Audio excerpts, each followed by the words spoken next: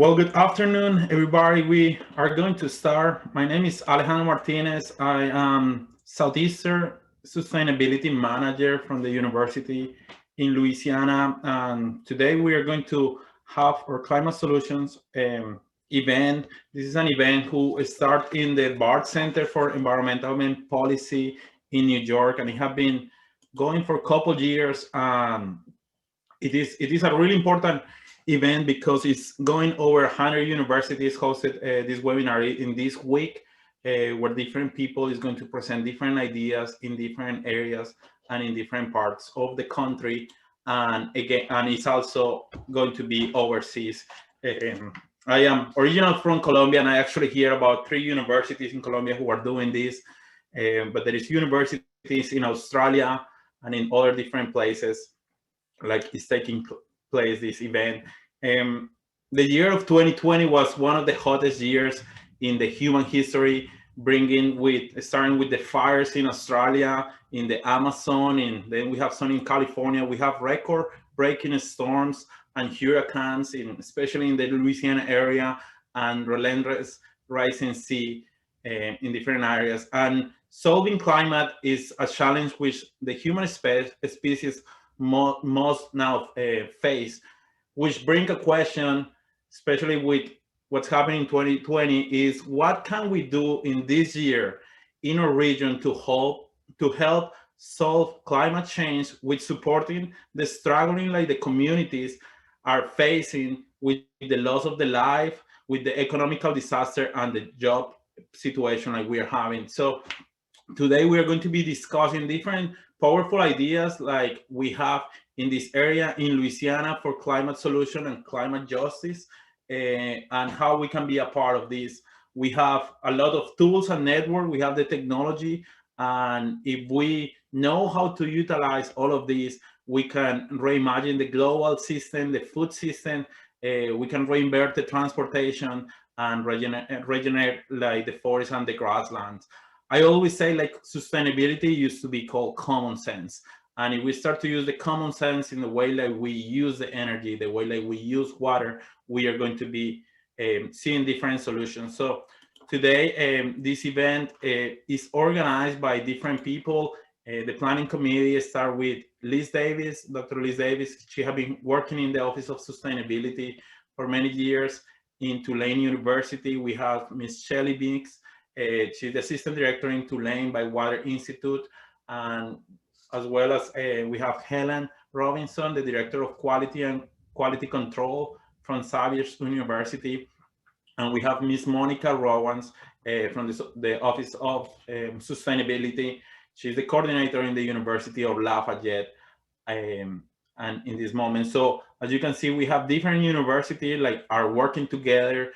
But the people who is joining us in this event, actually, we have people from LSU, we have people from La Tech, we have people from different kind of universities, UNL. So today we're going to have our first speaker. A year ago, the governor of Louisiana, John Bell, he created he creates a group of people like what is going to help him to develop different areas to combat the climate change in the area. And today we have Lindsay Cooper. We're going to start with her today. She's going to be speaking about Louisiana Climate Initiative and engagement in climate actions. Lindsay is a policy advisor for the Louisiana Governor Office of Coastal Activities, which have a focus in strategy planning, interagency, alliancing, and intergovernmental coordination on state priorities regardless climate change, adaptation, and mitigation. As a project manager for the Louisiana Climate Initiative, Lindsay is managing the government climate initiative task force to ensure the state's ability to meet near and long-term greenhouse emissions reduction target through time and inclusive development of the state climate change of action. She's a graduate from Tulane, and she's native from Louisiana. She's passionate about the understanding and connecting with serving the people and environmental in Louisiana. And today she's going to be our first speaker. So please welcome Lindsay Cooper. Thank you for being patient with my accent. And Lindsay, is all yours.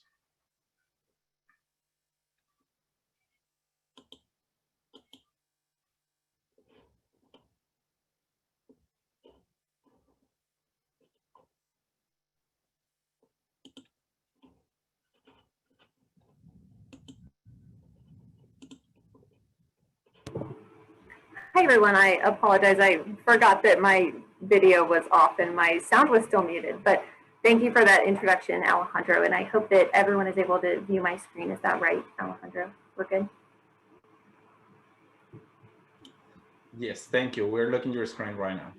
Oh, thank you. Thank you for that wonderful introduction and to the wonderful planning team across these Louisiana universities that have made this event possible in Louisiana to host a Solve 2030 climate panel, which is such an important issue to all of us. And in my remarks today, as Alejandro mentioned, I work for the Governor's Office of Coastal Activities as a policy advisor and the project manager for the Governor's Climate Initiative. And so that's what I will be talking with you all about today. And I wanted to just start by framing something that's very familiar to all of us. So we're all very aware of the coastal crisis that Louisiana is facing, that we have a huge risk to flood risk and to losing our coastal wetlands. This is really the ultimate context for climate change in Louisiana, which stems from both natural and man-made causes. And it predates our current focus on climate change-driven environmental risk in Louisiana, but it will also be exacerbated by that. So as you can see on this map in red, Louisiana has and will continue to lose our coastal wetlands at a rapid rate. So efforts to restore our coast began in the late 1980s, but really kicked into gear after Hurricane Katrina in 2005, even more so in 2010 after we received funding from the BP oil spill settlements. And Congress created the Coastal Protection and Restoration Authority in Louisiana to create this master plan of how can we address this coastal crisis Louisiana has. But as this map shows, even with the efforts put forth by this Coastal Protection and Restoration Authority, we'll still be losing land in Louisiana. And I think this is great framing for our conversation today because it shows that we won't just be able to adapt our way out of the climate crisis. We need to both adapt and mitigate. And this is a big initiative that the governor has undertaken in his second term since he took office again last year.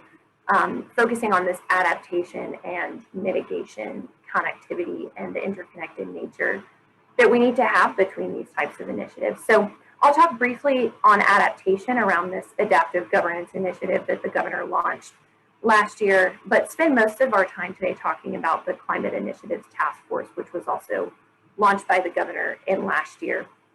And these were both two executive orders that took form in August of 2020. And so we've done a lot of work to get them off the ground since that time.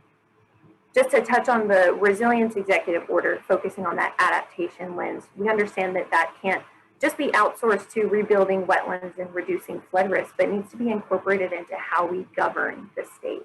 So in this executive order, the governor laid forth a chief resilience officer, someone whose job it is to ensure that resilience is incorporated into the work of state agencies. So right now in the process, they're starting to assess vulnerabilities of agencies, develop some options of how to address those vulnerabilities, and then institutionalize resilience in how we plan our state agencies. But again, this is only half of the puzzle. The other piece comes with addressing mitigation of our greenhouse gas emissions. And the governor laid forth, as I mentioned, an executive order in August that established these greenhouse gas emission reduction goals. It was the first time that we really began to address our greenhouse gas emissions in Louisiana that are driving global temperatures up and changing our climate. And so these goals might look familiar to some of you. Many, I think about 25 other states and other countries have also adopted similar goals, but there's a near-term goal of a 26 to 28% reduction by 2025, an interim target of 40 to 50% reduction by 2030, and then the goal of net carbon neutrality by 2050. And the governor established the Climate Initiatives Task Force so that it could help the state meet these short and long-term emission reduction goals through a timely development of a state climate action strategy. And so our goal for that is February of 2022, so not too far away from here.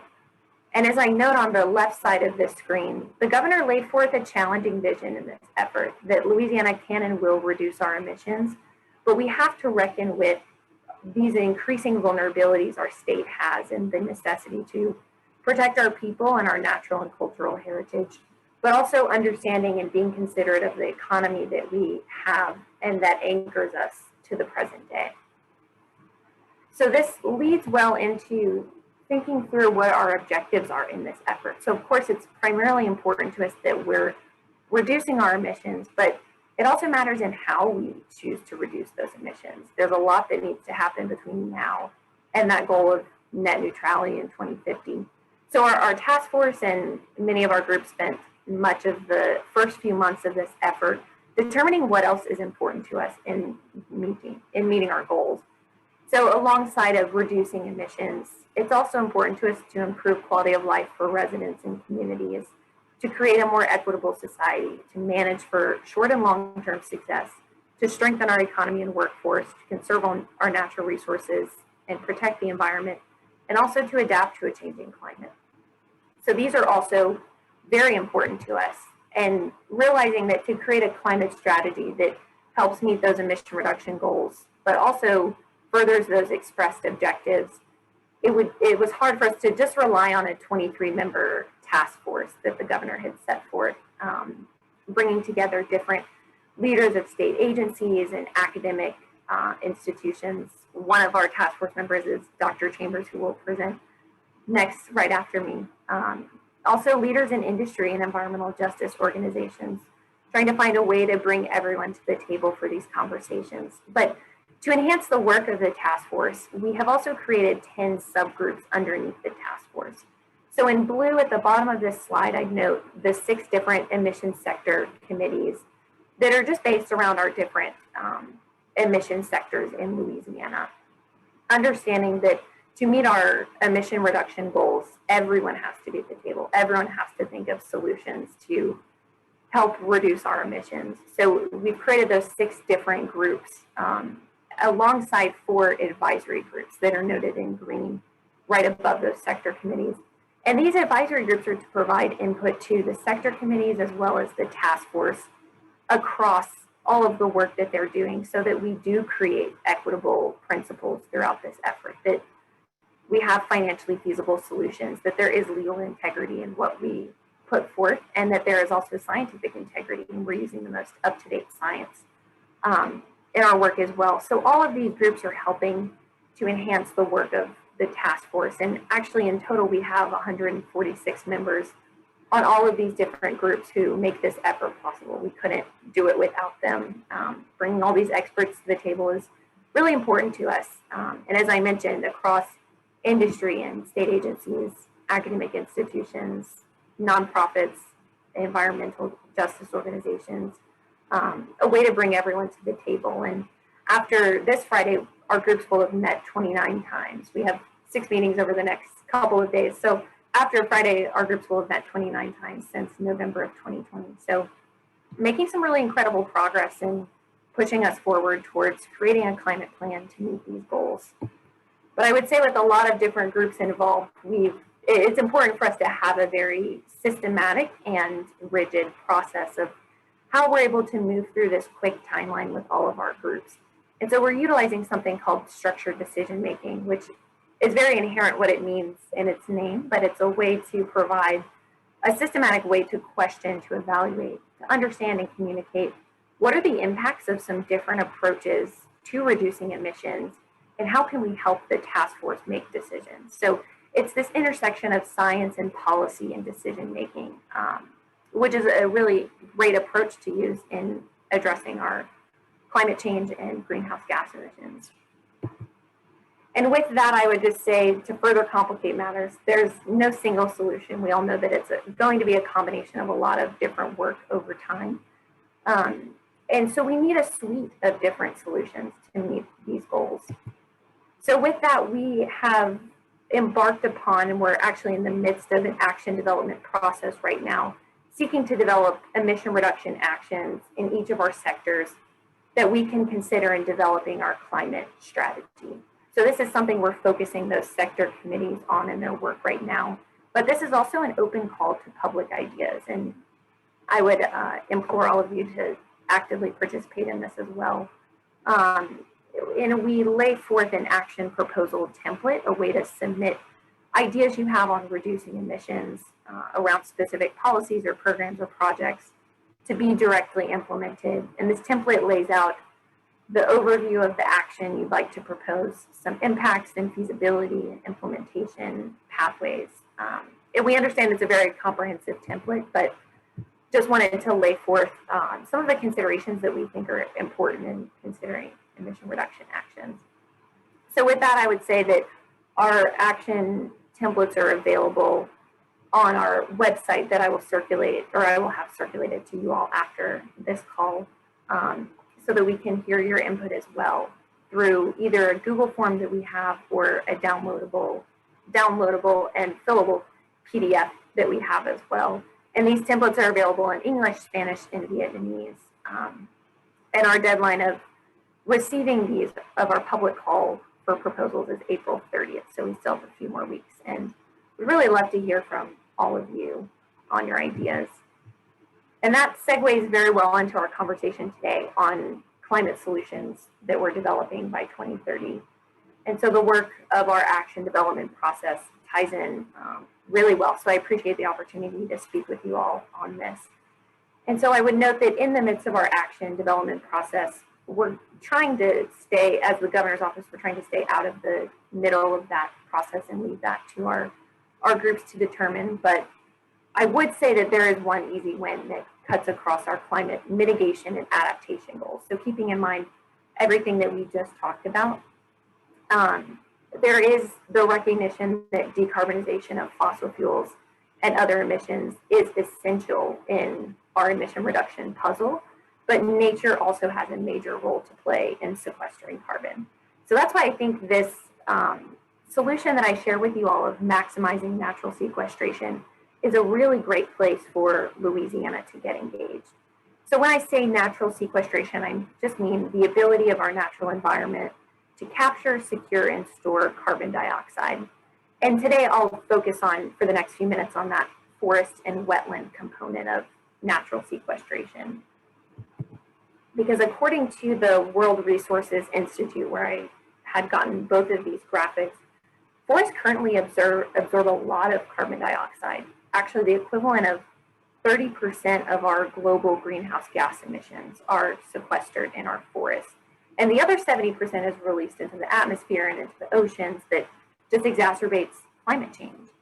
And if we really focused on regrowing our natural forests, we could add an additional 23% of the natural sequestration potential with our forests if we focused on that natural regrowth, as I note on the right side. And that's over 50% of our emissions that could be sequestered.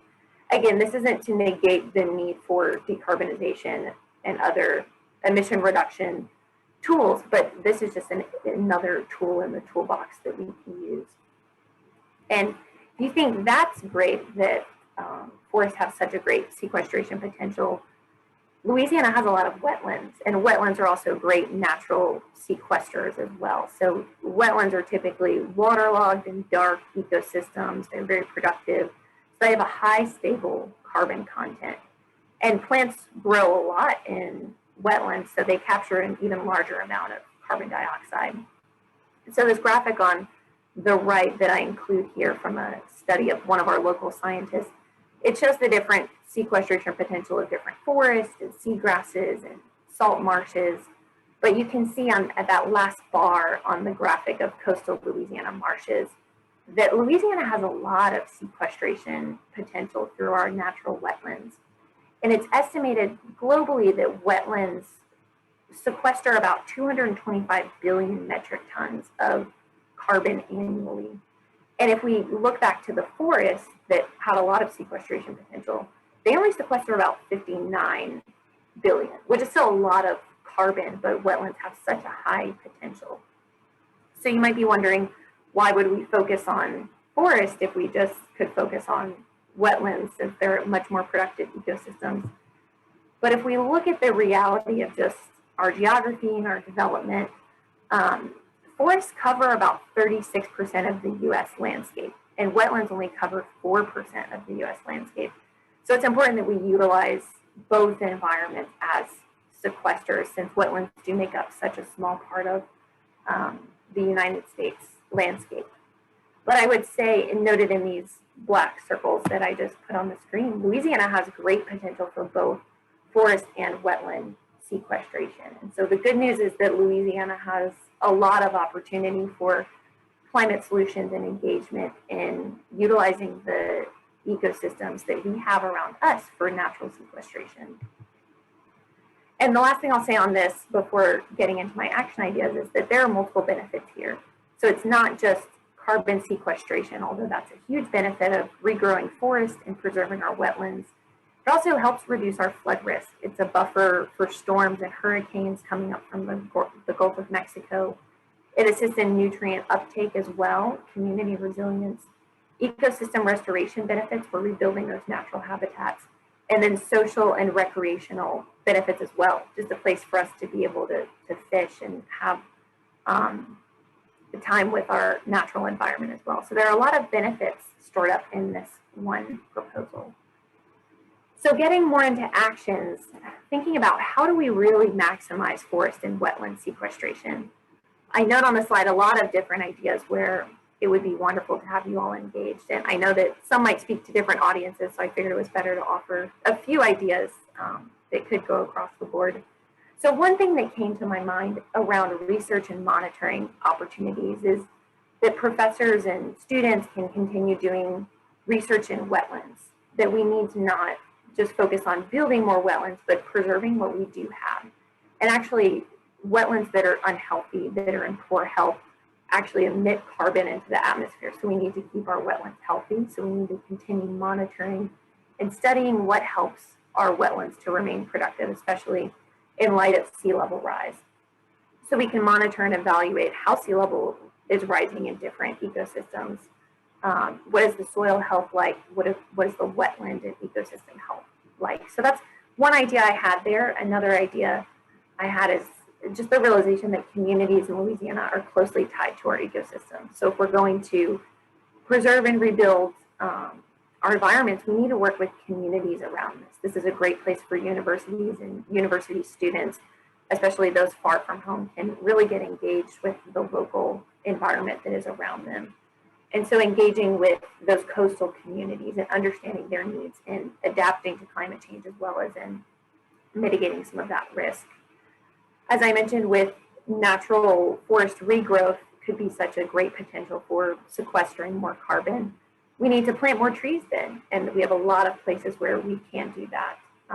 Actually, when as Alejandro mentioned, I went to Tulane myself and participated in many tree plantings, which were just some of the funnest weekends of being at Tulane. And so we need to focus on regrowing these natural resources, and that ties well into the recreational opportunities as well, providing opportunities for students and for teachers even to be able to experience the environment around them.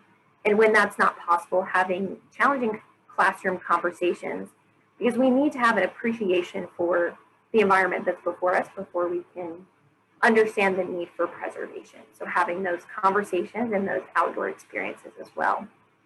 And the last thing I'll say is just a last plug in our action development process. We'd love to hear from you all in our open call through the end of this month. And I will work with the planning team to make sure that we get those resources out to you all. So with that, I will take any questions, or maybe I'll stop sharing my screen now so we can move to the next presenter.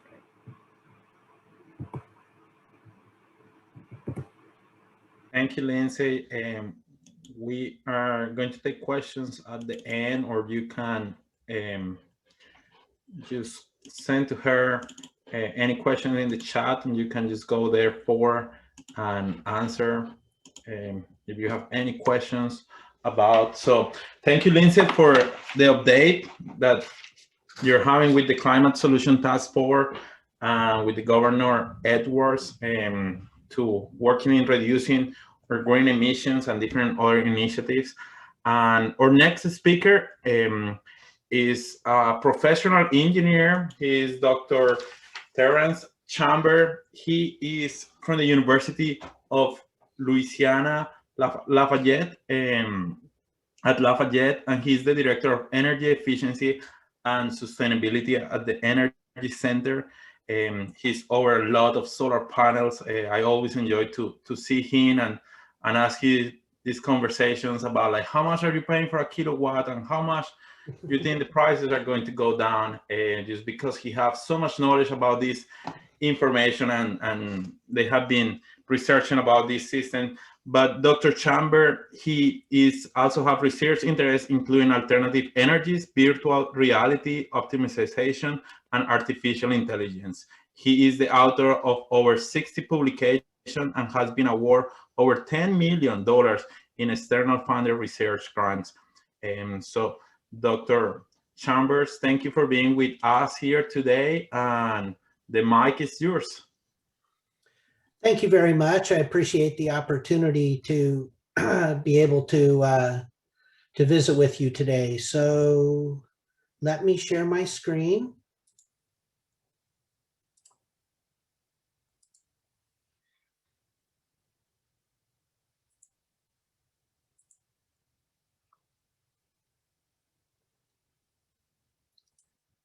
All right, today I would like to talk about pathways to get to net zero by 2050 and what opportunities and challenges that presents for Louisiana businesses and workers.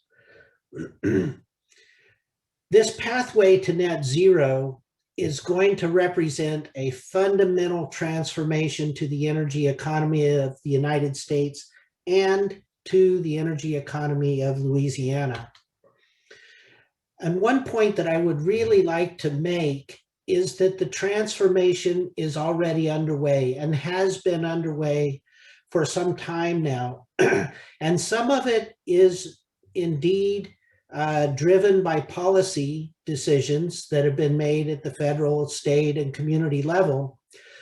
But also it is very much being driven by the economics of various renewable energy technologies. For example, in the last 10 years, coal production has dropped by 28%. And that's even with a previous administration that claimed they were going to save the coal industry. It didn't happen. Why? Partly because the cost of solar has dropped by 90% over the last 10 years, and the cost of onshore wind has dropped by 71%, so that it is now cheaper to build a new solar or wind farm than to continue to operate a coal plant. And that's just the marginal cost to continue to operate it. It's cheaper to build new solar and wind. Now, it's not exactly an apples to apples comparison because we're talking about firm power production versus intermittent power production. However, if you need new capacity, it's now cheaper to build wind and solar. In fact, for all of the planned additions for this year, over about 70% of it will be for wind and solar. Only 16% of the new electrical generation capacity that is planned for this year is going to be natural gas. And nobody is building new coal plants. In fact, virtually all of the planned retirements are coal and natural gas plants that are being retired. And this is something that is just happening anyway. The train has left the station. Renewable energy is now the cheapest form of electrical energy in the United States and in most places in the world. That is a fundamental difference from, say, 10 years ago. It used to be true. It used to be true that renewable energy costs more than traditional energy. That is no longer the case. And so there is this transformation that's underway, and it's not going to be stopped it's not going to be stopped or started by policy decisions. Policy has a very important role to play, But what I'm trying to emphasize is that this is not something that Louisiana can ignore, hoping that we can wait out till there's another administration. This is a transformation in the energy industry that is happening, and we need to be aware of it and be taking advantage of it. So what do these net zero pathways look like? Both the National Academies of Sciences, Engineering, and Medicine and Princeton have recently, in the last couple of years, published pathway documents. They're very interesting reading. They have slight differences between them, but in general, they mostly agree on their recommendations, and they agree, the different studies outline different pathways that we could follow to get to net zero. But in the first 10 years, there are some actions that we have to take in all the pathways. And these are some of those steps. We need to reduce our overall demand by investing in energy efficiency and productivity. That, by the way, is the most cost-effective way to reduce our CO2 emissions, is by not having to use energy, by being more energy efficient, especially in our buildings and in our manufacturing processes. We are going to need to electrify energy services in the building, transportation, and industry sectors. It's not just enough to produce carbon-free electricity, which is the third bullet there. That does have to happen. There are different targets that have been set, 2035 or even 2030, to try to get the US to all carbon-free electricity. I think those are both very ambitious goals. Not saying that they are impossible, but they are very ambitious. But that's just the electrical power generation sector. So much of the rest of our energy is being consumed in other sectors like building, transportation, and industry. So we have to do as much as we can to try to electrify the energy that is used in those sectors as well. We will need to capture carbon from at stationary point sources where the fossil fuels are being burned, or where there are other types of emissions, like at cement plants and so on. So we'll have to capture that carbon. We'll have to reduce our non-CO2 emissions. There are other greenhouse gases, such as methane, that have an even higher potential for global warming than CO2. So we need to reduce those emissions as well. And as Lindsay mentioned, we need to enhance land sinks to absorb carbon. And there are also some technology-based solutions that we can implement, such as carbon capture, use, and sequestration. That's CCUS. Now, in order to really make the carbon-free electricity available for the electrification, not just of transportation, but also in manufacturing, and it's going to require a major upgrade to our electrical transmission infrastructure, and also to get renewable energy transported from where it's generated to where it's consumed. We need to definitely upgrade our electrical transmission infrastructure. Also, our CO2 transportation networks. If we're going to implement large-scale carbon capture, use, and sequestration, which, as I said, in every pathway document, that turns out to be a very big component. If we're going to do that, we're going to have to implement a CO2 transportation network, pipelines, to get the CO2 from where it is produced to where it's going to be sequestered or used. And we might be able to repurpose some existing energy infrastructure, such as natural gas pipelines, for this purpose, or at the very least, where we currently have those pipelines, we already have access to the right-of-way, so we could potentially replace some of those natural gas pipelines with CO2 pipelines. We also are going to have to, what they refer to as expand the innovation toolkit, which refers to research, development, and demonstration projects. And so a lot of those sorts of projects need to be implemented to identify those technologies that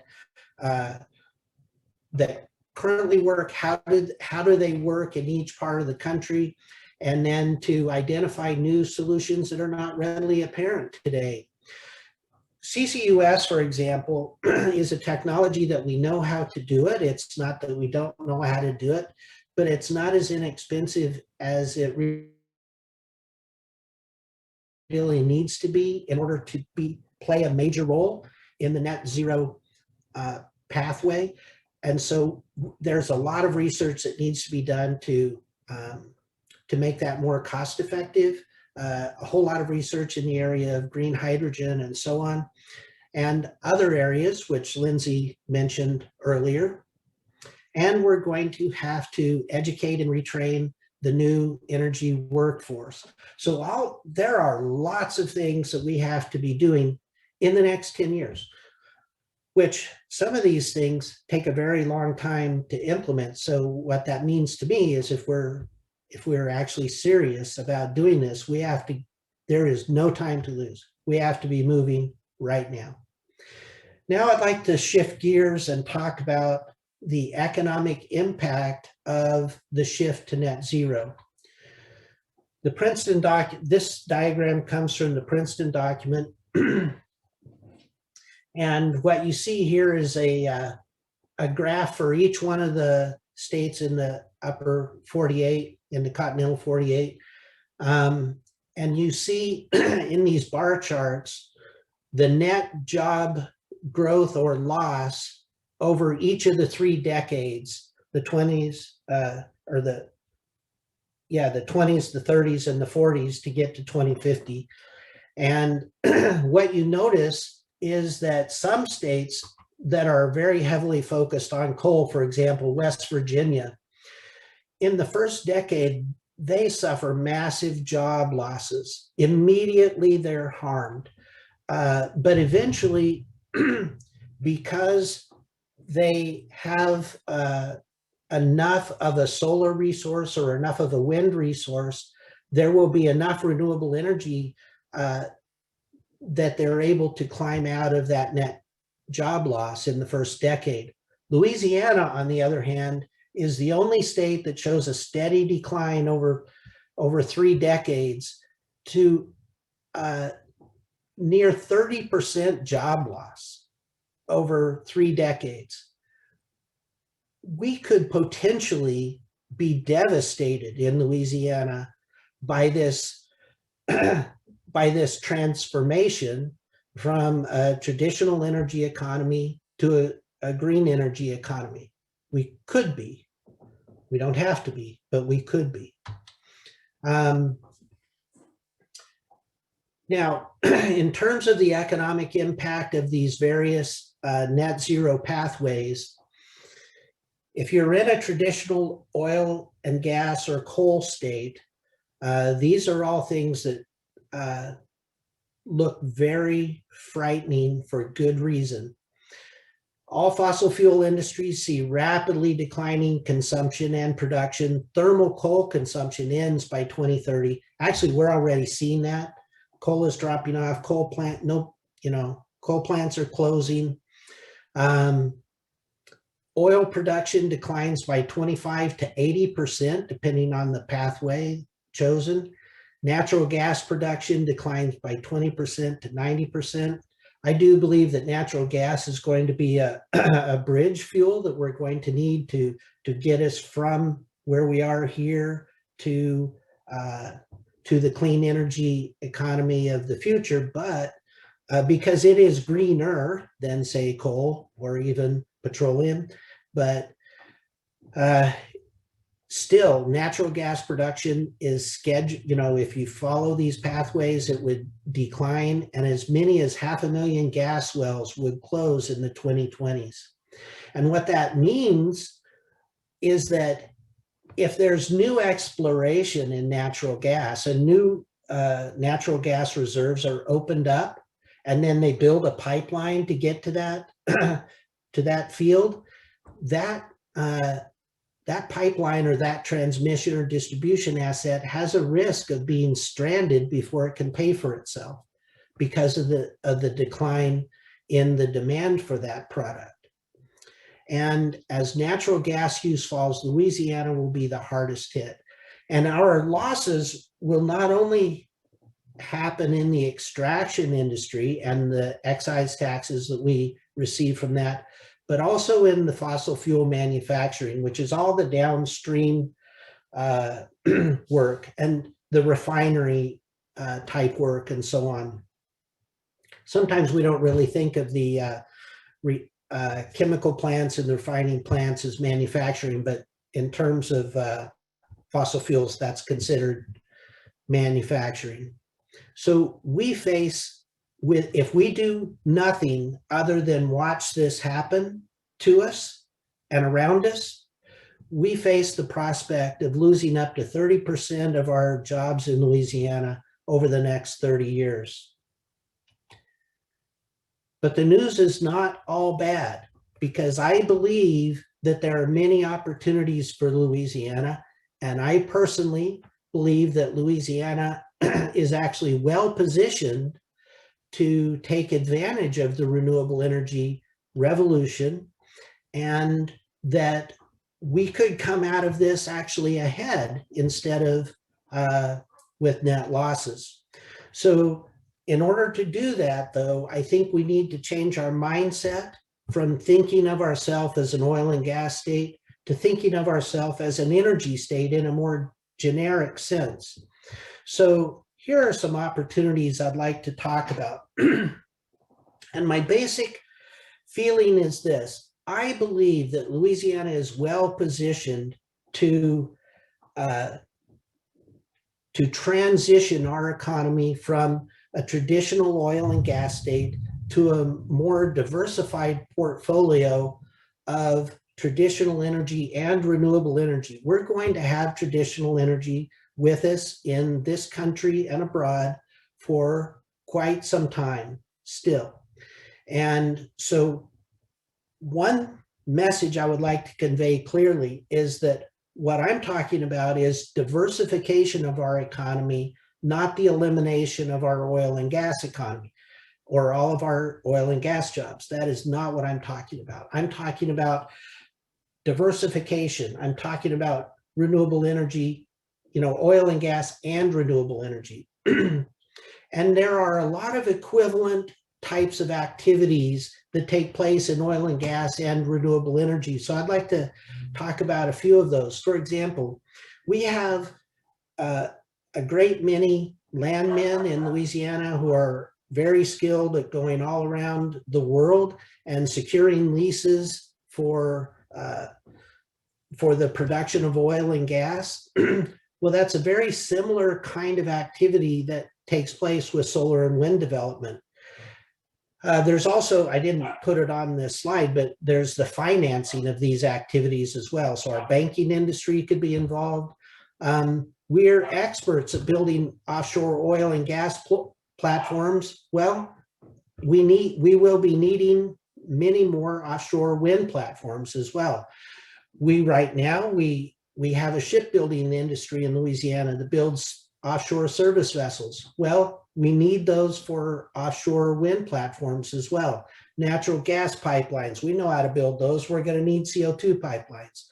We already know how to put CO2 down into the ground for enhanced oil recovery. Well, that's not very different than CO2 sequestration. So the skills are similar. Refining fossil fuels is very much like refining renewable fuels and chemicals. You can use the same refineries. Right now, we export fossil fuels. There's no reason why we cannot become a net exporter of renewable energy. We are in a medium solar and wind resource band. We're not super high or super low in either one, but we could be exporting, if we decided to, we could actually export renewable energy, renewable fuels, and chemicals to everywhere else in the US and around the world. And we have a huge oil and gas service industry. We have all of these manufacturing facilities around the state that are made to build tools and products to support the oil and gas industry. Many of those same companies with their same equipment and the same workers that they have now, with very little retooling, could begin to manufacture tools and products to support renewable energy as well. For example, in solar, we have the ability to perform solar energy production, and all of the utilities in the state right now have solar projects underway. And here's an interesting thing. Projected for this year in the whole United States are 14 gigawatts worth of solar will be added this year in the whole United States. Well, there are 7 gigawatts of solar projects already in the MISO queue. That means that solar developers have already gone to work and said, we think this is a place that we could do a viable solar project. And they spent the money to put an interconnection permit into MISO. There are 7 gigawatts of those solar projects just ready for a green light. We could immediately gear up and start producing a lot of solar, and it's already economically viable. Solar thermal, which is this technology down here, concentrating solar thermal, we have a project, a pilot scale project at UL Lafayette, where we've been studying this for a decade, and we found that it is cost competitive, not for electricity in Louisiana, but it is cost competitive for process heat. So it could be used for wastewater cleanup, desalination, disinfection, and so on. And here's one of the things that I think we could get into just almost with the turn of a switch, is the manufacturing of solar energy products. If you take a look at this diagram right here, what you're seeing are all the racks that the solar modules are mounted on. And if you look at this bottom one, you see a structure there. We know how to build these structures. It's just metal fabrication. We have so many shops around the state that could make these products tomorrow. If they had a set of blueprints, they could be making these things tomorrow. There are other balance of system components, the wires, the inverters, the transformers, glass for the solar modules, and the parabolic reflectors in the bottom diagram there. There are lots of things that we could be manufacturing. The solar modules themselves are not trivial. It's not to say we couldn't have a solar module processing plant. We could. Mississippi had one recently. We could certainly do it. Heck, if Mississippi can do it, we can do it better for sure. But the easiest, lowest hanging fruit are the balance of system components. Wind, we already are manufacturing wind turbine blades, offshore oil platforms, and service vessels. Biofuels and chemicals, we have a number of projects that have already been announced in the state, biodiesel and so on, and carbon capture, use, and sequestration projects have already been announced. So I believe that there are many opportunities for Louisiana in this renewable energy transformation that is taking place. But all of these opportunities require awareness on our part and intentional concerted action that will allow Louisiana to always remain a major energy state. So there is action, as everyone knows, taking place at the federal level. And President Biden's recent executive order did recognize that this clean energy transformation will have a disproportionate negative effect on traditional energy states, stating that mining and power plant workers, and we're considered mining, by the way, drove the industrial revolution and the economic growth that followed, and have been essential to the growth of the United States. As the nation shifts to a clean energy economy, federal leadership is essential to foster economic revitalization of and investment in these communities, ensure the creation of good jobs that provide a choice to join a union, and secure the benefits that have been earned by workers.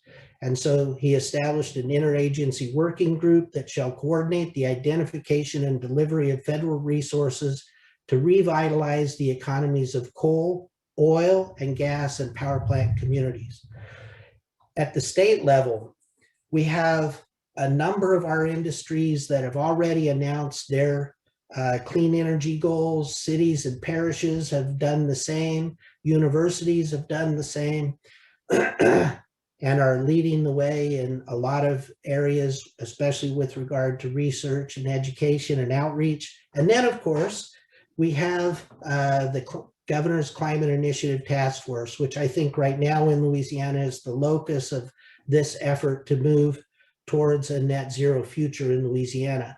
But as Lindsay mentioned, we need your ideas. So I very much encourage everyone to that has a good idea to fill out one of those action forms that Lindsay mentioned. Thank you very much. Well, thank you, Dr. Chambers, for sharing with us all your knowledge and all the things like we are doing at the state. So we would love to keep moving with our next speaker.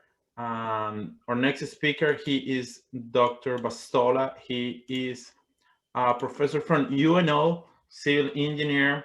I'm actually taking a class with him right now, Principles in Sustainability. And Dr. Bastola have a lot of experience with water. He has research interest with the study of terrestrial water cycle of a medium to large river basins. He have been working with interaction of hydrogeolicals and biochemical processes. He have also assessing the impact of climate and global change on water resources and hazards and hydrologic regimens. He have studies in influence of vegetation of soil erosion and shallow land slides and gully erosion.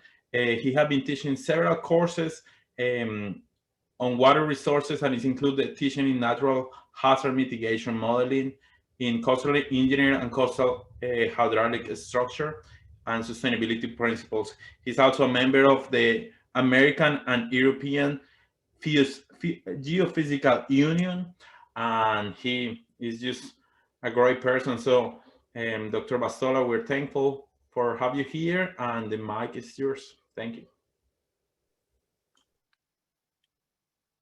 Thank you, Alejandro. Thank you for a nice presentation. Thank you all for joining this presentation. This is Satish Bastola. I'm from University of New Orleans. And I would like to thank the organizing committee for giving me this opportunity to talk about the climate change and water resources, to very important the topic, very important topic and very relevant topic in today's context. Water is because this is the foundation of sustainable development, and climate change is because it poses the largest environmental threat that we humans have seen.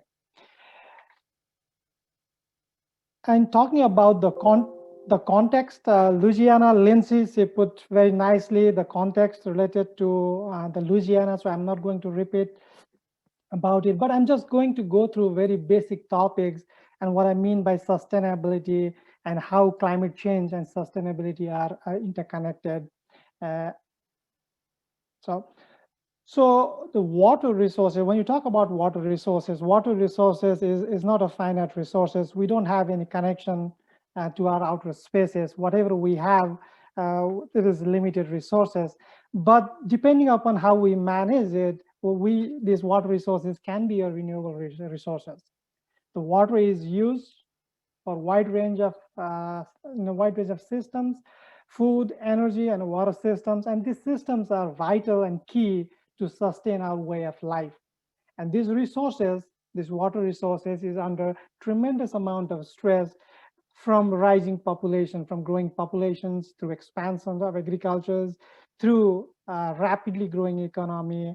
And this is also under tremendous stress from climate change, which is actually threatening the sustainability, the very sustainability of a system that we rely on to sustain our way of life. So then I just wanted to go back to the things that have made our planet so sustainable, and what is that we have done to this planet that is making all these kind of problems. When you talk about different kind of processes, the water cycle processes, the carbon cycle, the energy cycle, all these cycles that we see in our nature, they are very, very highly efficient processes. We see the interdependency between different species. We see the adaptability. We do adapt nicely, and many plants and the animals, they do adapt to changes. But the human environment, the development in human system, the human environment system, that has threatened this very basic natural processes that are key to our sustainability. We would see forests, which are actually the water factory of our planet. And you can see here, they are significantly decreasing, and they have decreased significantly over the period of time. We see the same trend in US, in Europe and other countries as well. The forest has been decreasing significantly. And these resources, they regulate water, they recycle water, they clean water, and then they do all different kind of ecosystem services. And our activities, our need to actually produce food to feed rising population has, again, has a significant impact on these very important water factories that we rely on. Our activities, human activities, has also, again, the stress to support this rising population, to support the growing economy, has had a very significant impact on Laos River Basin across the globe. The figure, what you see here is most of these river basin on the red, they never are not connected to the ocean. They have lost their connection to the ocean. So these are natural processes because of our anthropogenic activities and other different sources. These rivers, they are actually not connected to the ocean anymore, meaning that they have more demand than the resources that is available in this kind of system. And having this scarcity is not only about the water availability, but it is also going to affect the health and hygiene and other things, because water is a fundamental resources that we rely on for our survival, not only about our survival, but also the survival of an ecosystem. So this is the study done by this World Resource Institute working paper, and they try to quantify the amount of investment that we need to make to improve our infrastructure so that we can get to that sustainable water management level, so that we sustain our water resources, we minimize those imbalances that we see in our demand and supply of water. And you see in US, the cost, the investment that we need to make is somewhere around less than 2% of our GDP. However, this amount varies significantly from country to country. And if you further break down the water scarcity is the demand is increasing and then supply is reducing, or the quality of supply is going down. And that is a scarcity. In order to address that challenge coming from scarcity, that total amount of investment would go, 67% of that investment would go towards solving that scarcity problems. And then if you go to different sector-wise, again, you can have a water scarcity effect on industries and then the agricultures. It is much more cheaper to invest on the structures and tools that would address the water scarcity in the agricultural field than in the industrial field, because we need different tools to address the water scarcity in different sectors. And what you are seeing here is the ASC report card for the Louisiana infrastructure for water supply. And we need immediate attention. Louisiana's infrastructure needs immediate attention. It has received this D- grade. And what are the tools we have in order to balance this demand and supply? We can look at the supply side of it. We can also look at the demand side of it. But again, there has been significant advancements in different types of technologies. You'd see there is a great advancement in biomimicry, and the different kinds of technologies that can be used to generate new supply of water. We can go with constructing storage dams and diversion structures, the conventional way of providing water supplies, and we can also use the trade approaches like virtual water to increase our supply. On the demand side, again, these are again some typical examples that you would see. The use of Namibian beetles. Again, they are very efficient at generating water even in a dry desert. And based on those technology, some farm in California, they produce sun to water system that produces 40 to 100 grams per day of water in a dry environment. There are cloud seeding technologies. There are technologies that convert importable water into potable water, like desalinizations, and then we have a conventional structures like dams and diversion structures that help us build the supply side of the water. And by increasing supply side, we can minimize the gap that we have between the supply and the demand of these vital resources. On the demand side, we can focus on improving efficiencies, we can focus on improving conservations, and we can also focus on the demand response side of it.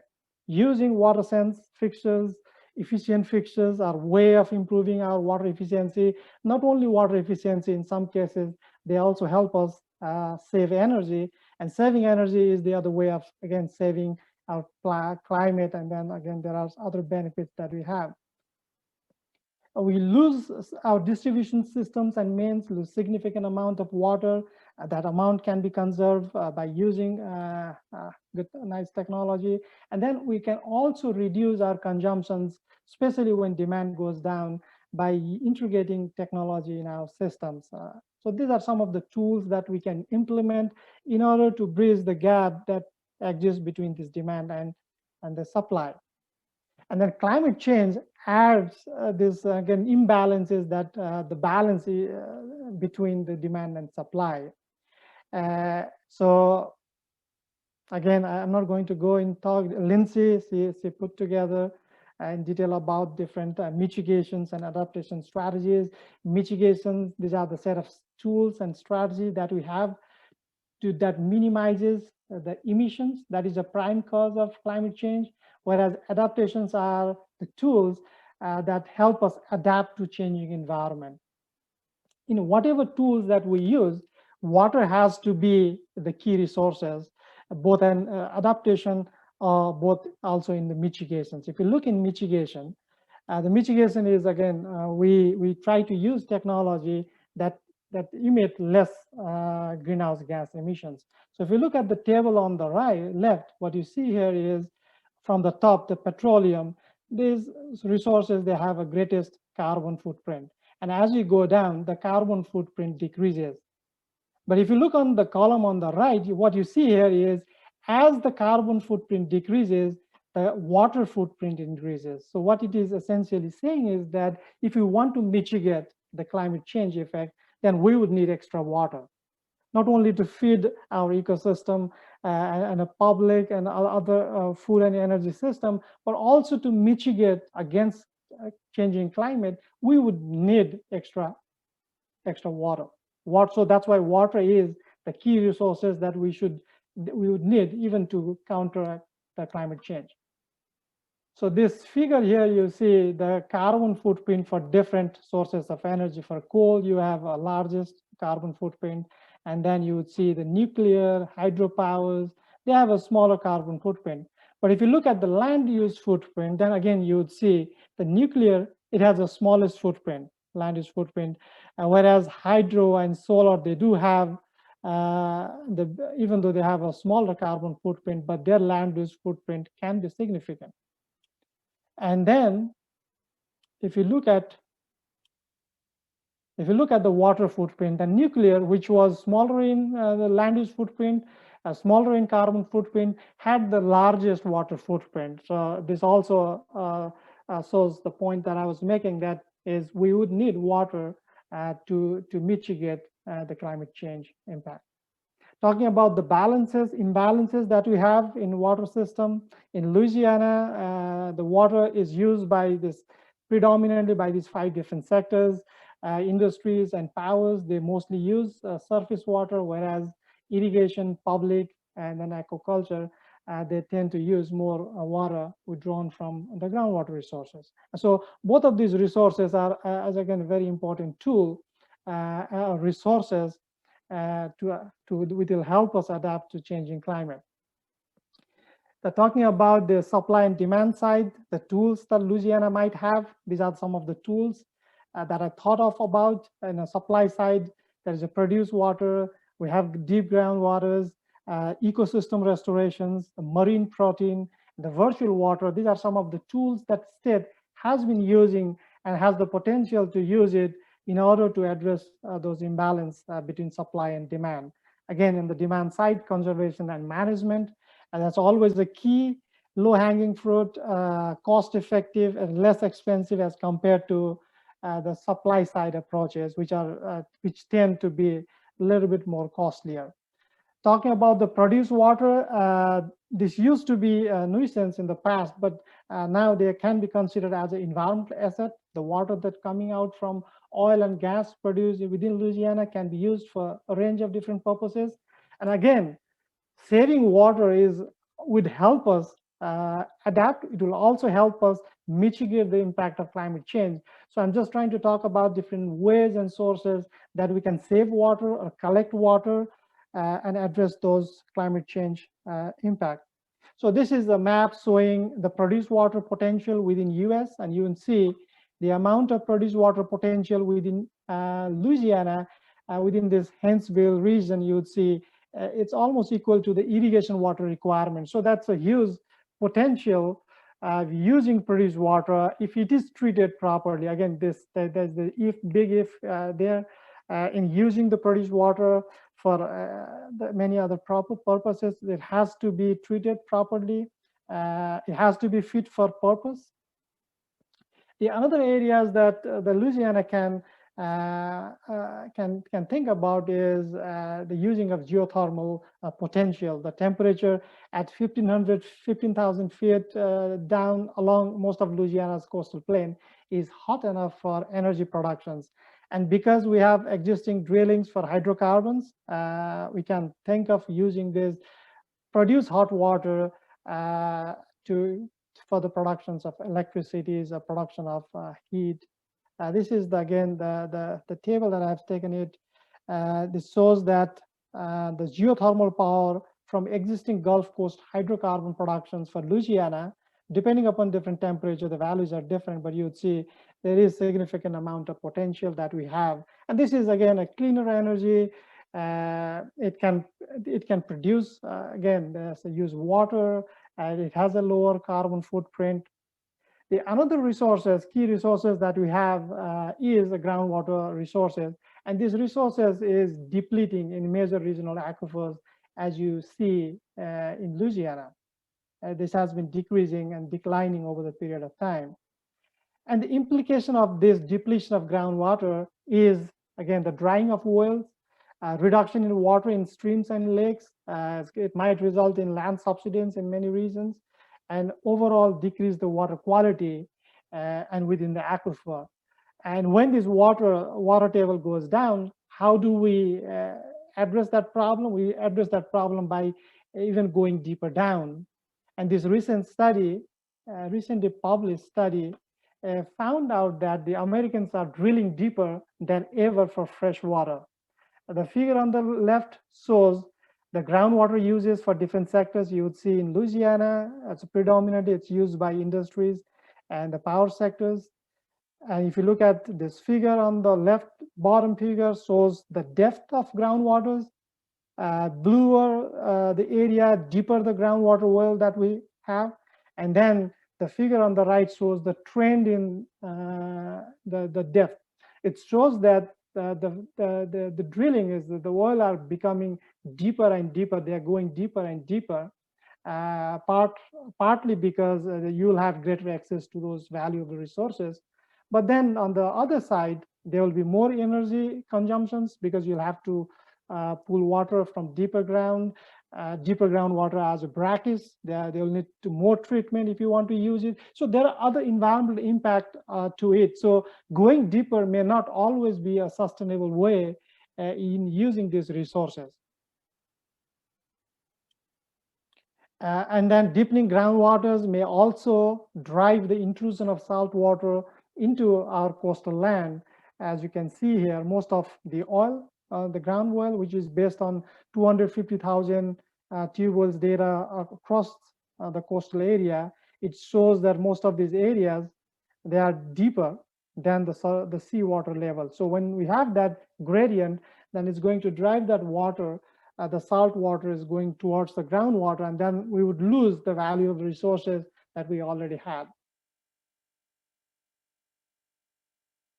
And we would need to implement good and robust groundwater management tools, and these are some of the list again.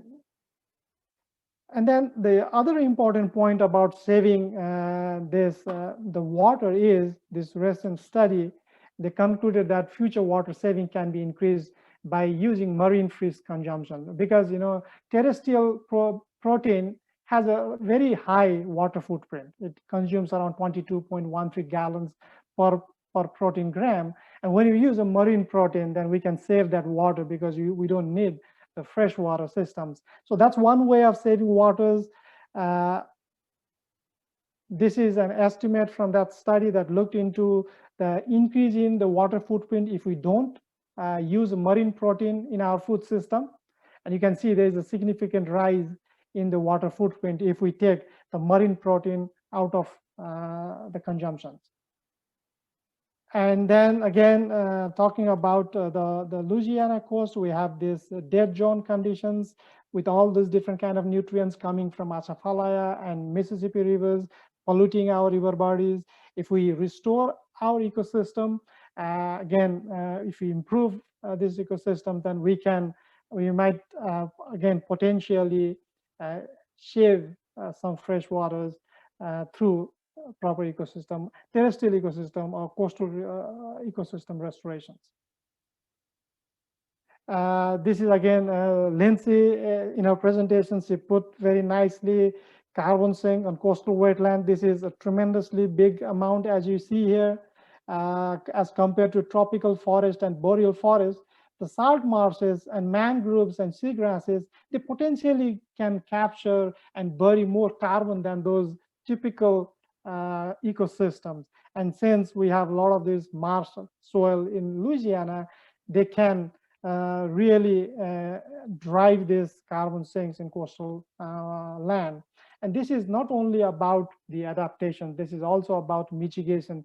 Being able to store those carbon in our soil is going to be, we'll have less emissions, and at the same time, it's also going to make the ecosystem more resilient. I think so. Coastal restoration activities, they are critical because they not only provide our adaptive approach, they also are a mitigative approach against the changing climate.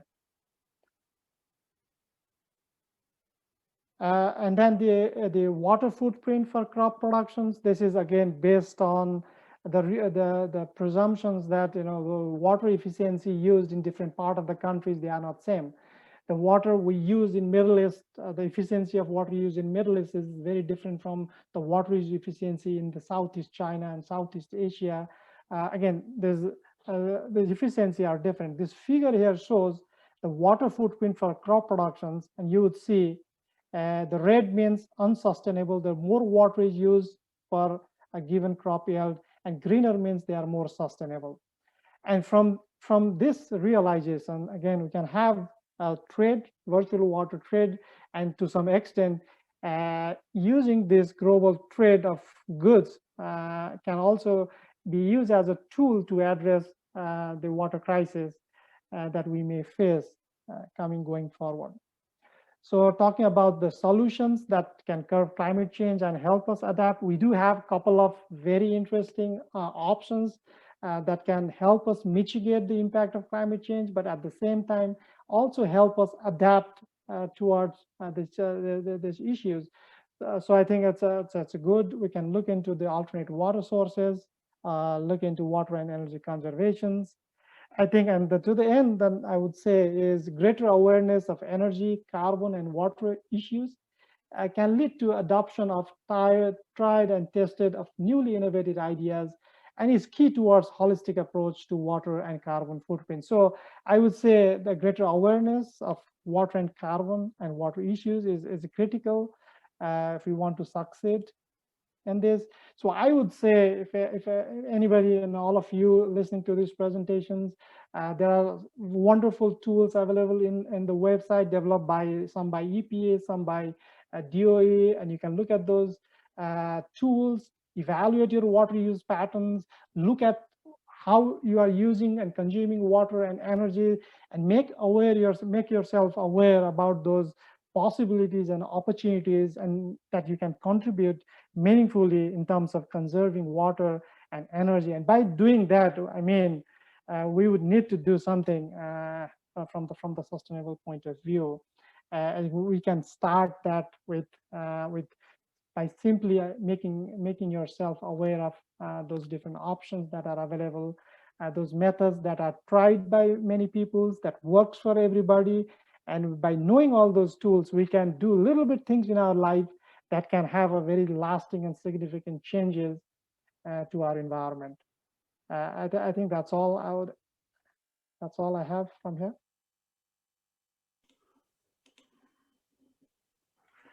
Thank you, Dr. Bastola, for your presentation and for bringing us about awareness about water and how important. I think many people, they do a carbon footprint and it's hard to see this number, but when we do a water footprint, I personally did it a couple times before, and you can really see the difference. So thank you so much for your presentation, and thank you all the presenters. Thank you, Lindsay and Dr. Terrence, for your presentation about the greenhouse gases and how we can address the climate solution, especially with the government Edwards having this in mind and all the opportunities like we have. So we're going to take a second to do some questions. So we're going to have Monica. She's going to be also helping us with the questions. So let's take a look if we have some questions, if anybody have a question.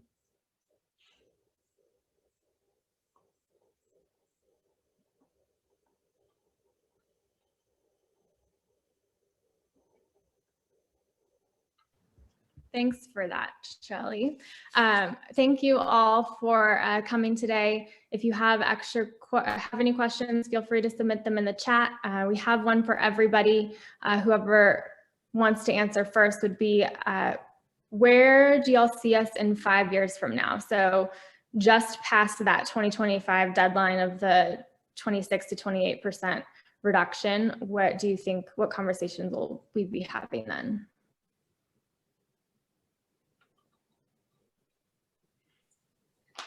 If I might jump in,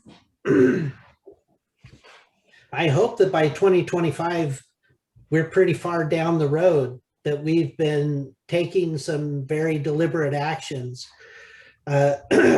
We will, as Lindsay explained, the task force is going to be making some policy recommendations. I hope that, and those recommendations are going to be carefully vetted. As she has explained, they're going to be carefully vetted from lots of different points of view, from the viewpoint of equity and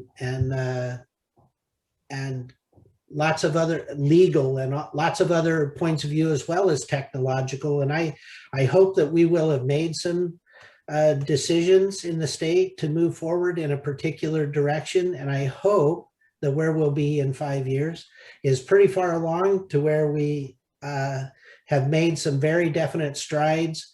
I hope that in 5 years, we'll see many, many more renewable energy projects in Louisiana. That's where I hope we'll be. Dr. Chambers, that's a great point to raise. And what came to my mind first is the desire and the hope that we would just be past a lot of the arguments that we still have to have now. I feel like in Louisiana, we're coming to a place where we understand climate change is driving a lot of the change that we see, even just learning how to adapt and be more resilient to climate change, we're seeing that it's less and less controversial that this is really happening to us. But as Dr. Chambers framed really well in his presentation, there are a lot of concerns around transitioning to renewables, or what does it really mean to have equity in decision making, or to make these transitions moving forward. So my hope is that there would be less of those debates in 5 years, that we do know that some of these solutions they're going to be hard, and there are a lot of decisions that have to be made, but in 5 years we're more on the same page of what that looks like. Not that in my mind I have the page of what that should be, but that there is more support and understanding of where we're moving in the future. So I know what I would see is in 5 years there will be a significant advancement in research in the areas. I think in these areas of ecosystem restorations, this can really be, Louisiana can really lead in that area and can significantly contribute towards the global greenhouse gas mitigations. Again, it has, even though it is a smaller area, but with different kind of research and different universities getting involved in this area, I see a bright future going forward in that area. I think we are doing, all different sectors are doing, from energy conservations and water conservations, but this is, I think, something bigger. I would say it's not only about protecting ecosystem, restoring it, but also to some extent meaningfully contribute towards these global issues, again, very important issues. And we have, I think, a very important role to play here. It can be an important part of this discussion. Great, thank you all. Another question we have, or this one is for you, Lindsay, about the actions that you're asking for people to submit. Based on the way you framed it, anyone can submit an action. Correct me if I'm wrong on that. And then what would be needed what do you all hope to see to take one of those submitted actions seriously? And is there a possibility that any of them might be tied to funding in the future? Thanks, Monica, for that question. So yes, we are in a public call for action ideas. The sector committees that I mentioned are working on developing actions based on their sector expertise, but we're also having this public call for action ideas. So in May, when our committees come back together, they'll be reviewing the public actions received as well as the committee actions received. And I would say that a committee action is weighted as equally as a public action. So there's not any specific or special weight for the committee actions. There might be more detail and more fully developed since we have a higher expectation of committee members, but we'll weight those proposals equally. And I would say, as is typical with the state, there's no funding that is guaranteed for our actions. I wish that there was, but there's no funding guaranteed. But we hope to come up with some solutions as well that might address that. Great, thank you. Another question from the audience, this one is probably for Dr. Chambers. As Louisiana potentially makes the transformative change toward a broad energy producing state, is there a transitional use for the miles of pipelines that currently primarily serve oil and gas production and transportation? That is a very good question, and it's one that needs to be studied and answered. But I think the short answer is that there are probably some of the pipelines that can be repurposed. What we don't know is which ones. But as I mentioned before, even if a pipeline has to be replaced, if you already have the right-of-way, that's a very big part of the problem. So the fact that we already have a pipeline running through a right-of-way makes it easier for us to build another pipeline right next to it or to replace an existing one. So I think that in the transition, there may very well be some of those pipelines that can be repurposed. It's something that has to be looked at. Great, thank you. And one for you, Dr. Bastola. So in having the conversation about water scarcity, it's sometimes difficult for us as practitioners here in Louisiana. I know we're normally worried about too much water.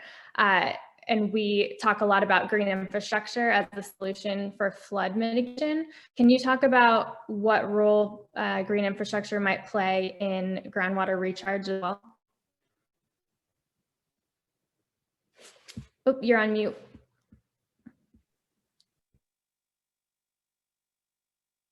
Let me see if I have that slide. Okay, I don't have that slide. Yeah, I had this slide about this water stress. Again, even within Louisiana going forward, there was a simulation done by a National Climate Assessment, and they looked at the water stress situation. And if you add climate change, Louisiana is likely to have a water stress situation in the future going forward.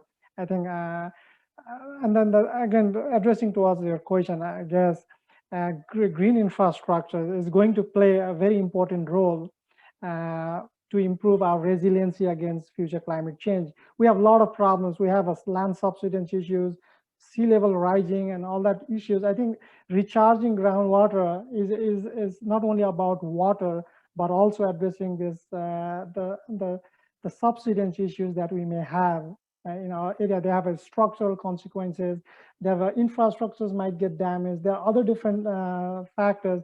I think it's a very multi-purpose tool, I would say, green infrastructures, that not only improves our water quality, but also affect recharging groundwaters, protect us against slidings. And again, it also might help us against the seawater intrusion by maintaining that groundwater level going forward. I think in the future, with all this threat coming from sea level rise, this is, again, a very interesting strategy and tools, if we don't consider cost and all those factors. Because I think until now, what we see is the green infrastructures are mostly implemented at a point scale, very smaller scale. They don't go at a very big watershed scale like the scale that we see in agricultural landscape, addressing those ecosystem restorations. We see at a very small scale, and their effectiveness is not known actually. We know theoretically they do good, but how good is not known. It's very difficult to quantify. There was some recent study that I read was done in Washington. It was a very comprehensive study, and they didn't find very meaningful changes with those many green infrastructures. It also depends upon what we look. So I think there is we need to thoroughly evaluate it before it going in. But as a tool, it's a very interesting tool, I would say. Great, thank you. Sounds like a potential research opportunity for maybe some of the students listening. Yeah, I think so. Yeah. Great. Well, we're coming up on the 5 o'clock hour, so I just want to thank everyone for your time today. I'll pass it over to Alejandro to close us off. Well, thank you, Monica, for helping us with the questions. Thank you to all the speakers and to all the participants. This meeting have been recorded and is going to be available for all of you all. And just remember, like, we can make a lot of difference in the world like we are. We can just, if you want to start to do more things in your house, just get an energy auditor, like change the LEDs, collect the water from the rain. There is too many things like we can do. We can change the rod magnesium in our water heater, add a jacket, and all of these things we can reduce the amount of energy like we are doing the consumption. And then after that, we can do more things. So I encourage you to stay tuned with us, to connect. If you really want to have more information about Dr. Bastola, Dr. Chamber, or what Cooper is doing, Ms. Cooper, just please reach to us, reach to Len. There is too many cool things we're doing in the state. There is many things the universities are doing. The University of Lafayette, they have this research program with solar panels. They have a compost operation. They have a great recycle system. They have electrical bicycles in the university. Tulane University is adding some electrical buses. They have one of the best recycle programs. At the University of Satish, we have some geothermal domes, and we have also some solar panels. So there is too many things that we're doing in the universities, and there is like a proof like this works, and it's going to be good to see how the governor and how the people in Louisiana is going to enrich this and make this a better place for all to live. So thank you, Ms. Elizabeth David to help us to plan this project, as well as Shelly and Jordan and the rest of the people, Miss Helena as well. So thank you so much, and we will see you next time. Bye.